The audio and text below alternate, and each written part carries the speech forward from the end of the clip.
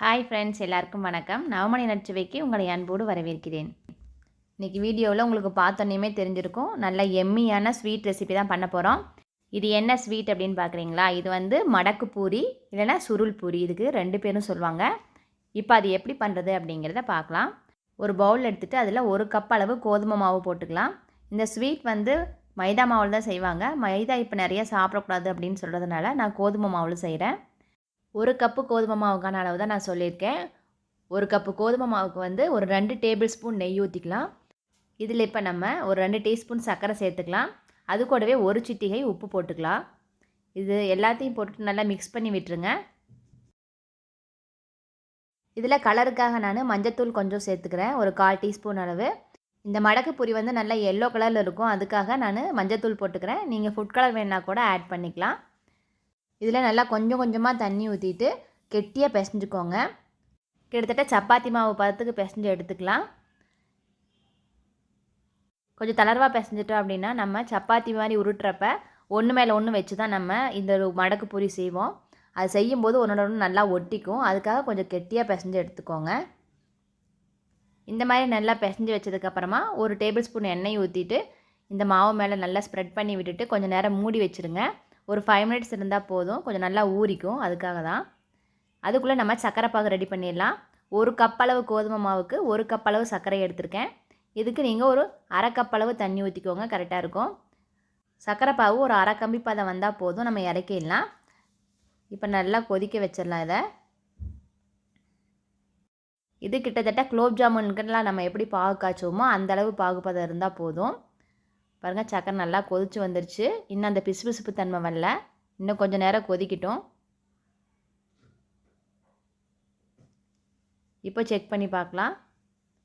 பாருங்கள், கம்பி பதம் கம்பி இடையில கட்டாகி போகிற மாதிரி இருக்குது. இந்த அளவுக்கு பதம் இருந்தால் போதும்.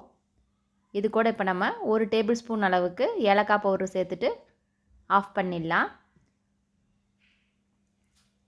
ஒரு கம்பி பதம்லாம் வந்துருச்சு அப்படின்னா சுருள் பூரியில் பாகு இறங்காது. அதுக்காக குலோப் ஜாமுன் பதத்துக்கு உங்களுக்கு வந்தால் கரெக்டாக இருக்கும்.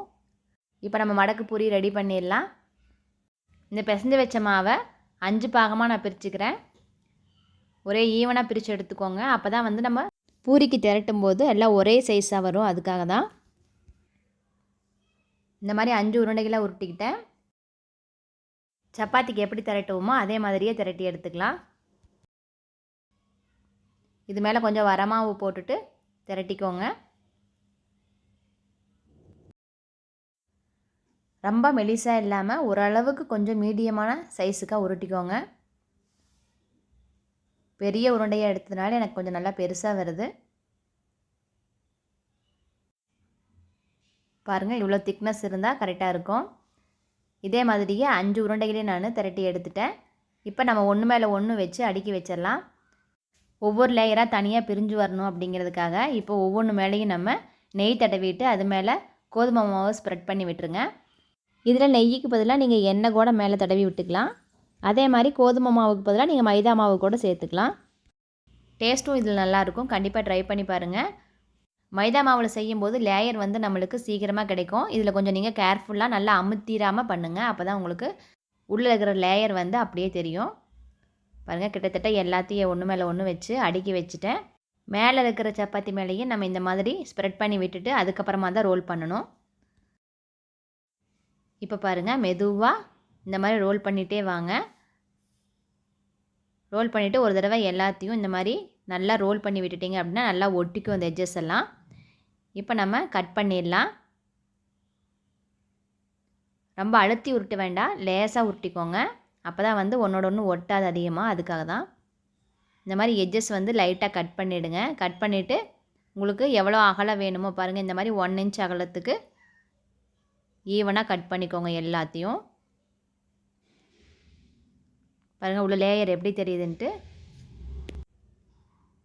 எல்லாத்தையும் தனித்தனியாக இந்த மாதிரி பிரித்து எடுத்துகிட்டு இந்த மாதிரி ஒரு ஃபிங்கர் வச்சு நல்லா ப்ரெஸ் பண்ணி விட்டுருங்க. ஃபஸ்ட்டு நீங்கள் ஒரு 3 லேயர் வச்சுருந்தீங்க அப்படின்னா ஒரு ஃபிங்கரால் ப்ரெஸ் பண்ணால் மட்டும் போதும்.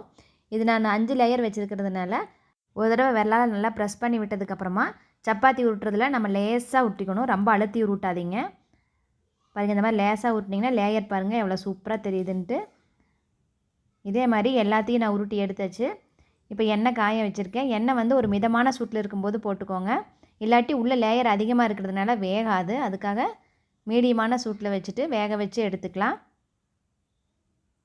ஒவ்வொரு ஈட்டுக்கும் நீங்கள் 4, 5 இப்படி போட்டு பொரித்து எடுத்துக்கலாம். மீடியமான சூட்டில் வேக வச்சு எடுத்தீங்க அப்படின்னா தான் நல்லா கிறிஸ்பியாக வரும். உள்ளேயும் நல்லா வெந்திருக்கும். அதுக்காக தான் சொல்கிறேன். இப்போ நல்லா வெந்துருச்சு. இப்போ நம்ம எடுத்துடலாம். இதை எடுத்த உடனேயே சர்க்கரை பாகுக்குள்ளே போட்டுருங்க. சர்க்கரை பாகில் போட்டுட்டு ஒரு 5 மினிட்ஸ் இருந்தால் போதும். நல்லா ஊறிக்கும். அதுக்கப்புறமா நம்ம எடுத்து சாப்பிட்லாம். சூப்பரான மடக்கு பூரி ரெடி ஆகிடுச்சு பாருங்கள். பார்க்குறதுக்கும் எவ்வளோ அழகாக இருக்குது, எம்மியாக இருக்குது பார்த்தாலே. கண்டிப்பாக நீங்களும் ட்ரை பண்ணி பாருங்கள். ஓகே ஃப்ரெண்ட்ஸ், இந்த மாதிரி டிஃப்ரெண்ட்டான ரெசிபி நீங்களும் இந்த தீபாவளிக்கு உங்கள் பசங்களுக்கு, உங்கள் வீட்டில் இருக்கிறவங்களுக்குலாம் செஞ்சு கொடுங்க. செஞ்சு பார்த்துட்டு எப்படி இருந்துச்சு அப்படிங்கிறத கீழே எனக்கு கமெண்ட் பண்ணுங்கள். மறக்காமல் நம்ம சேனலை என்ன சப்ஸ்கிரைப் பண்ணலைன்னா சப்ஸ்கிரைப் பண்ணிவிடுங்க. உங்களை அடுத்த வீடியோவில் சந்திக்கிறேன். இங்கே எதுவும் சுவைக்கும். தேங்க்யூ.